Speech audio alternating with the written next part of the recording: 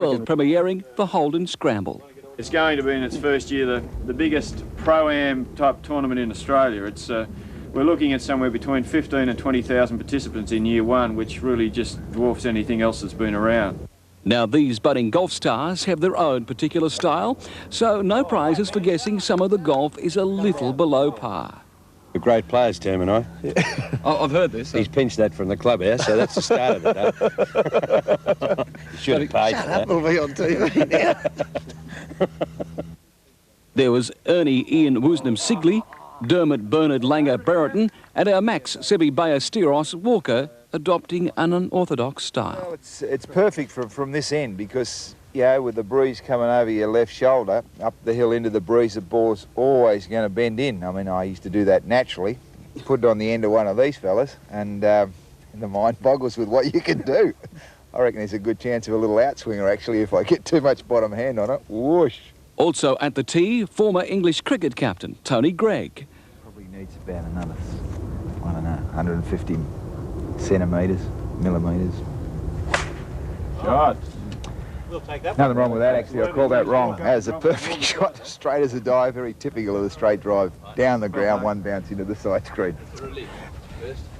Jeez. Do you reckon a bloke has intense stuff after that?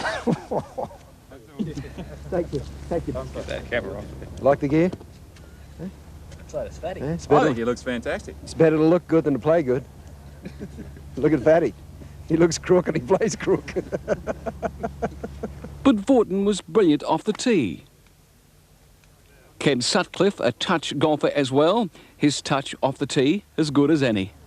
Oh, poetry, mate. Mate, little gay fade and all. On the second fairway, the Sigley and Brereton combo were managing to get it together. You got to hit the guts out of it, though. You got to make the green. You got to be within 50 of the green. Fat. It's fat. Oh, dirty, mean you. You go and get it for me? Oh, yes, Mr. Sigley. Ernie's got a lot of pull with a lot of people around here, and there's a lot of bloke in a lot of bushes. So I'll leave it at that. I'm not saying that he'd do anything that was against the rules of the game of golf, but Ernie's different. Going to make up for lack of ability somehow. Still got enough left. We haven't run out yet. That was me first off. Now back up the course, Tony Gregg, then Max Walker were continuing to forge ever onward. And Sigley and Brereton, well, it's best not to think about it. Oh, you'll have to hit every bit of an 8-iron then, Ern. The way you hit him. That's right, Tim. Is Brereton your caddy, is he, Ern? Yep. Yeah? Yeah. I wish he'd get back to the caddy shack. Like that ferret jumping out of the fairway all the time. You're with me. You're with me. You're with It's in the me. George Bush. Yeah, read it, all right? Yeah. Go and ring Don Burke. See if he can find me ball. Yes, life on the golf course can be uncomfortable, and our stars were finding an environmental theme about their game. What caring, what sharing. Gotta do the gardening, feel my arteries hardening, have to beg your pardoning, gotta get out in the garden, gotta do it now. On the green, the pressures were on. You would have thought they were doing this for the championship. Did you make that putter at home? Man, mate, yeah. Stevie Wonder made it.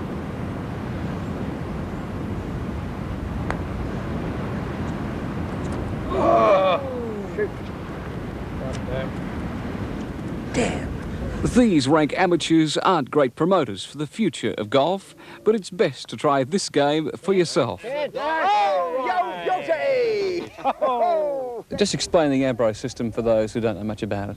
Well, the Ambrose is primarily where you take the best shot of the group and you play. Everybody plays from wherever that shot finishes. So it really means it's good low scoring, it's a good fun game, and if you're not playing well, then you've only got to contribute with maybe 1 or 2 shots throughout the round. Blustery winds buffeted the course. It troubled our team of champions. You know it's hard to play in these types of conditions. I need a break in the weather, trying to take a breath, trying to take... We've got to have some sort of excuse for our teams, haven't we? You're over here. I'll just putter quickly. Yeah, no, and this is yours, that's mine. Shut up. Thanks. Oh!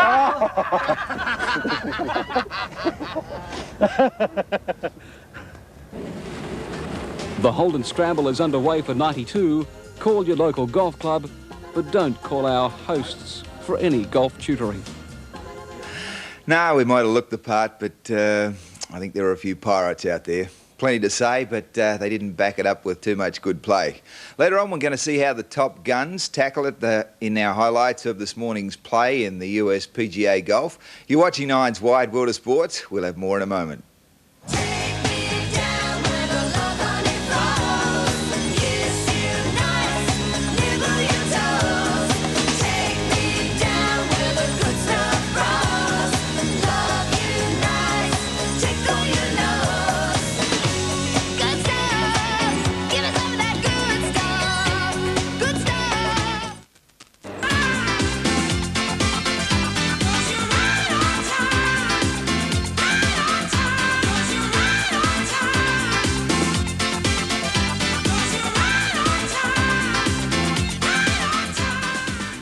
Well, good morning, folks, and welcome to our little part of the show on a Sunday edition. Welcome also to Shane Dye, who rode his usual winner at Rosehill yesterday. In fact, we'll have a look at that replay in a moment. But Shane, firstly, a sports function with a difference was held at the commemorative pavilion at the Sydney Showground last Wednesday night. It was promoted by J&B Rare Scotch Whisky and my old mate Prue McSween, whose company put it all together. And, well, let's roll it firstly because the picture really will tell the story. The night captured all the mystique of the Orient and all the romance of the Arabian Nights and all the exotic charm of a desert caravan. The sporting event was camel polo, and you were one of the participants. It was a lot of fun, John. They're very easy to ride, even though that one took off. He didn't have a lot of fun on his. You'll see in the picture coming up, he nearly falls off. But I scored a goal there. Yeah. And they're very, very easy to ride. They're very, very quiet, and they go very slow. That's Brady Halls, by the way, of the Sydney Extra program. And Brady had a near fall here. It was only sheer courage and balance and skill that kept him on board. Joe Bugner, of course, enjoys this type of event. Joe tried to cheat here, John, so I hopped off my camel and stopped the ball and then scored a goal for our team, and we went into the finals but got beat in the finals. You can see myself scoring a try or a goal. Yeah, great night. Merry time was had by all. One of the most unusual, certainly unique sporting events conducted in Sydney in a long, long time, and congratulations to the organisers. I'll tell you one thing I noticed though, those camels might be all right out in the desert, but haven't they got to smell all of their own indoors? Oh, you're not wrong, they do smell and they're very unusual, but they're very, very quiet to ride. Well, I'll take your word for it. Definitely.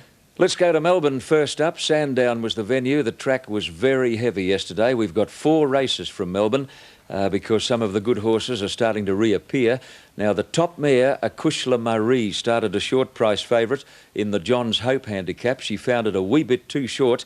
In fact, coming around the turn for home, she's a long way back in pale blue with a red cap, Shane. She's third last. The leader, Pug For Me, is an absolute knob in the heavy going. Look at him revelling in it. Yeah, Akushla Marie's run was very, very good, John. Like, she's won 11 from 23 and has won a Group 1 race.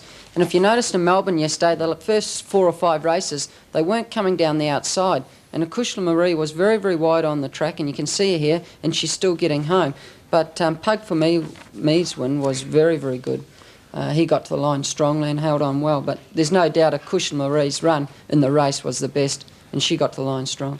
Now, race 3 in Melbourne, the Nuffield handicap, and our Pompeii is the leader as they swing into the home straight. Interesting here, race callers must have done a double take because the winner and the second horse carry colours that look almost identical. Look at them there, yellow colours with a black cap. The horse on the outside of the leader, which is Fine Leap, and the ultimate winner, Sir Luskin, is further out putting in his run now. Those colours look almost identical. They do, John. The horse on the fence, he has a query at running the 1400 metres, our Pompeii. He's a full brother to the good filly I used to ride, Courtsa. But the winner, Sir Luskin, got to the line very, very strong, and looks as though he's going to get over a bit of ground, John. The Luskin Star Colts haven't had the success that his fillies have had, and yet strangely Luskin Star was able to sire a 2-mile winner in New Zealand, Flying Luskin. Yeah, well, he won the Auckland Cup, which is the prestige 2-mile race in New Zealand, and there's no doubt, looking at the way this horse is racing, and he's very consistent, he will get up to a mile. That grey horse, by the way, in 4th place was Silverdale.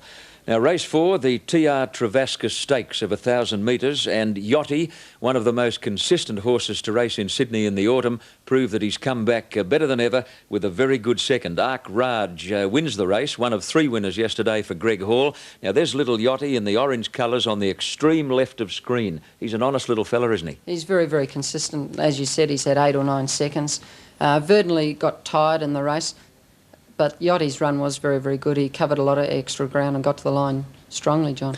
Now, that one in 2nd place there at the moment in red colours, Sparky Miss, was also a good run, although Yachty just got up to chop her out of second money as we look at a slow motion. There's a horse there, John, called Racing Ruler in the white colours with the blue sleeves. He never gets a lot of room over the last 2 furlongs, and he's lying 5th or 6th now, and he goes to the line quite well, so he could be a horse to follow. Yeah, he was only about 3 lengths from the winner too. It was a very good run. Good run.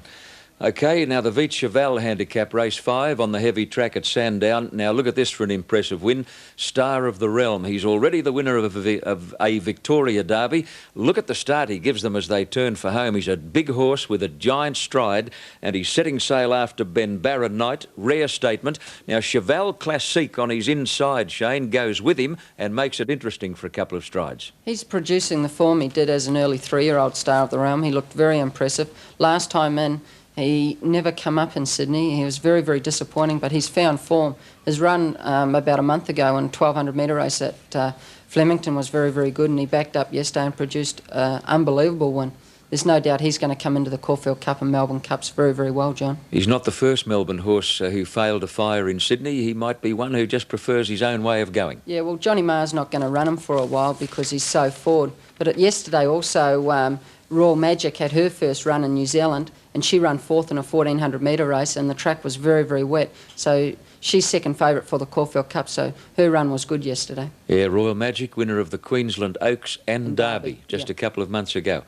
OK, now we go to Sydney, where we had a lovely track at Rose Hill. 3-year-old fillies was the first event on the card.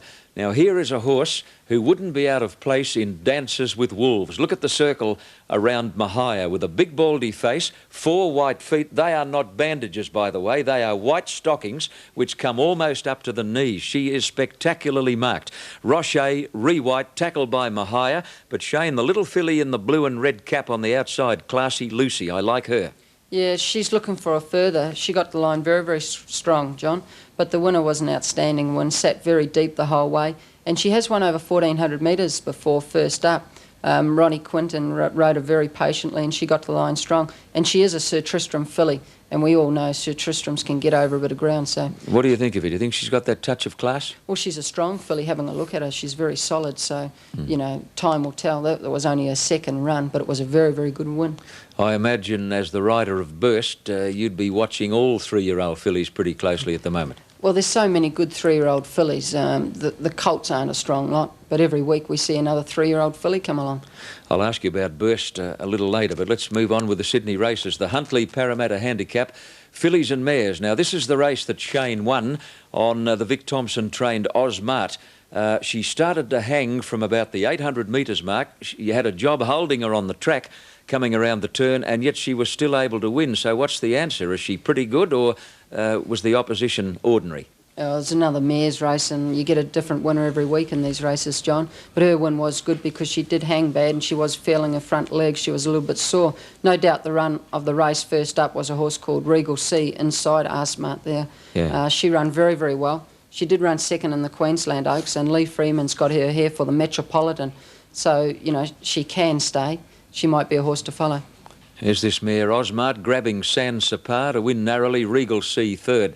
Shane Twiggy Kima on the limit weight had the run of the race. She's not going as well as she was. No, she might be coming to the end of her preparation. She's always a very good horse, normally about a second or third run. The second horse, San Sapar, has trouble running the 1,500 metres at Rose Hill. Yeah, so you're not getting too carried away with Osmart's win? It was a good win. Yeah, leave it at that. Yeah. OK. Race 4 was a welter, 2,000 metres, and a 7-year-old horse from Bendigo called Davalora Lad. gave former Queensland jockey Chris Muntz his first winner, this time to Sydney. Chris is down to ride for the Lee Freedman stable and will be on board Superimpose right through the spring. Now, Storwell Gift is the leader, Davalora Lad coming after him. Now, Shane, your mare in the black and yellow, Regal Demand, about here goes whoosh. I thought you were going to win there. Yeah, just come to the end of her run. She got a long way back, which she always does, but it was a very, very good run from her. Chris rode his horse very, very well on this because the other day, Storwell Gift and Gavin Duffy cleared out by about 6 lengths, but yesterday, Chris never let him get away and he rode his horse very, very well. But there's no doubt Regal Demand will improve with the race. You've always been a bit of a rap for C. Muntz, haven't you? Yeah, he rides very, very well. It's a bit unfortunate about 2 years ago. He had a bad fall and it put him out for a year. And no doubt it would have knocked his confidence and it just took him a little while to get back. But he is going to make it in Sydney. And he's got the added advantage of being so light. He can do 51 kilos on his ear. He's one of the smallest jockeys I've seen. He's very, very small. About 4 feet 10. Yeah, that would be, and that's the best. Yeah, tops. Now, the Cadbury Red Tulip Premier Stakes at Weight for Age, and Little Joanne had to really struggle yesterday. People are divided in their opinions. Is Joanne on the way out, or is the other horse, Hula Grey, underrated? Hula Grey is clear. Joanne is in second place with Dittman getting desperate, and there's that much improved Spanish mix in third place. Couple of very, very good runs in this. Dr. Grace, the outside horse, with myself on him. He come home to the line very, very strongly to run fifth, and he's come back very good. And also the horse inside of him, Big Dreams, who run fourth. Big Dreams is the horse in the white cap. He got to the line good also. But I don't think she's as good as she used to be, Joanne. There's no doubt she's a classy mare, and I think now she's won 15 out of 18 in Sydney, and Jack Denham's just placed her so well. But there's no doubt she's not the Joanne of old, but she's still a very, very good racehorse. She's won about, I think, 730,000. That old horse of yours was stretching out beautifully, Dr. Grace. The last furlong, he got to the line very strongly, and Jeff Chapman's in two minds whether to send him to Melbourne to race or stay here. Yeah, he went to Melbourne last time, didn't he? Yeah, he won the Liston Stakes. Yeah, you're going to stay on him where possible? Well, yes. I'll try to. Yeah, watching him walk around the enclosure, he's a 6-year-old stallion now, and he looks like he's done a stud season, isn't he? A beautiful horse. He's a lovely horse, and last year in Melbourne he won the best dressed horse 3 times in a row. I can believe it. Well, Shane Burst, everybody's wondering about the top filly. She resumes when? She races next Saturday at Warwick Farm, and it should be a great race, the Silver Shadow Stakes. There's going to be Burst, so-and-so, Clocker will run in it, and it's going to be a very, very good fillies race. Also next week you got the Manikato Stakes at Moonee Valley in Melbourne, so it's really starting to hot up the racing in Australia, and the best horses are out now, John. Now the other good filly you've been riding, Slight Chance, will she clash with Burst? Not earlier on, later on she will. She looks like running in the Roman Consul Stakes in about 3 weeks' time, and that's the day the Furia Stakes at Randwick, which Burst will be in. Right. It's a nice problem to have, isn't it? I don't like it at all because I've got a huge opinion of both fillies, and like either one in any other year, they'd just dominate. Is that right? Yep. And Slight Chance has come back well too? Brilliant. She trials next Friday at Randwick. You've been riding her work? Yes. She feels good? The best she's gone. Uh-huh. OK, well, that's our racing segment for today. Thank you, Shane, and thank you, ladies and gentlemen. We've got an important break coming up, and then Maxie will be back.